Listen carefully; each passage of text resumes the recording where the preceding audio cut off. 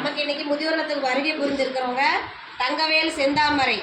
அவங்க வந்து நம்ம முதியோர் இல்லத்திற்கு அரிசியும் பிஸ்கெட்டும் கொடுத்துருக்காங்க. அவங்க எதுக்காக கொடுத்துருக்காங்கன்னா, அவங்க பையன் விஷ்ணுராம் அப்படிங்கிற ஒரு ஆக்சிடெண்ட்டாக இறந்துட்டாரு. 4 மாதம் ஆகுது. அந்த தம்பிக்கு இன்னைக்கு பிறந்த நாள்.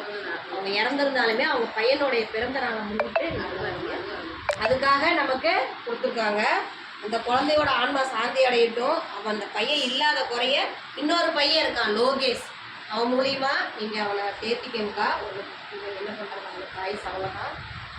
தங்கவேல் செந்தாமரை தம்பதிகளுக்கும் குழந்தை விஷ்ணுராம் லோகேஷ் அவங்களுக்கும் நமது பாச மார்க்கட்டளை பாச முதியோர் சார்பாக நன்றிகளையும் வாழ்த்துக்களையும் தெரிவிச்சுக்கலாம். உணவுக்காக அரிசியும் ஸ்நாக்ஸும் கொடுத்து அவங்க குடும்பத்தார் தொழில் வாழ்க்கையில் அனைத்து செல்வம் பெற்று நீடூழி வாழ நமது பாச மார்க்கட்டளை சார்பாக இறைவன்கிட்ட ஒரு பிரார்த்தனை வச்சுக்கலாம்.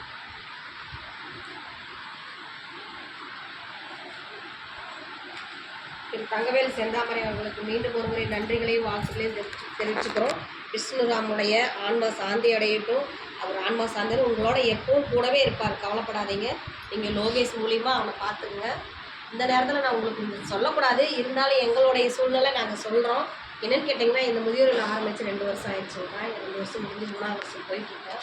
இப்போ நிறைய பேரும் நீங்கள் வந்து கேட்கறதுனால இட வசதி பற்றவங்க சொந்தமாக இடம் வாங்கி கட்டலாம் அமைக்கலான் இருக்கோம். உங்களால் முடிஞ்ச உதவி செய்யலாம். நீங்கள் 100 ரூபா கொடுத்தாலும் அது உங்கள் பேர் தான், ஓகேங்களா? நீங்கள் மட்டும் இல்லாத உங்களுக்கு தெரிஞ்சவங்களாக இந்த மாதிரி முதியோர்களுக்கு அப்படின்னு சொல்லி இதுக்கு ஒரு கட்டணத்துக்கு 3ஆவது உதவி நீங்கள் செய்யலாம். கவலைப்படாதீங்க. உங்கள் பையன் இந்த உலகத்தில் இல்லைனாலும் இருக்கிற பிள்ளைங்க உங்களை பாருங்கள். பசங்களாம் இருந்தும் பிள்ளைங்களால் கைவிடப்பட்டவங்க. நீங்கள் எப்போ வேணாலும் இங்கே வந்தீங்கன்னா உங்கள் பையனை இவங்க ரூபத்தில் யாரோ ஒரு ரூபத்தில் பார்க்கணும். புரியுதுங்களா? கவலைப்படாதீங்க. பையன் எப்போ கூட பார்த்துட்டு தான் இருப்பாங்க. உங்களுடைய இந்த ஒரு உதவியை கண்டிப்பாக நாங்கள் ஏற்றுக்கிட்டு அவனும் இதை பார்ப்போம். புரியுதுங்களா? கவலைப்படாதீங்க. லோகேஷையும் நல்லபடியாக பார்த்துக்கணும். நீங்களும் எதை பற்றியும் நினைக்காதீங்க. நீங்கள் தைரியமாக இருந்தால் அந்த பையன் தைரியமாக இருக்கும். ஓகேங்களா? வாழ்க வளத்துடன்.